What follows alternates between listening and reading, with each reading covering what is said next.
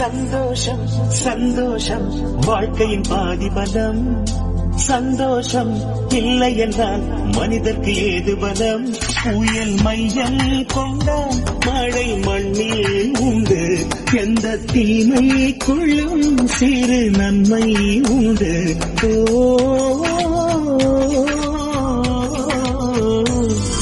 சந்தோஷம் சந்தோஷம் வாழ்க்கையின் பாதிபலம். சந்தோஷம் இல்லை என்றால் மனிதர்க்கு ஏது பலம்?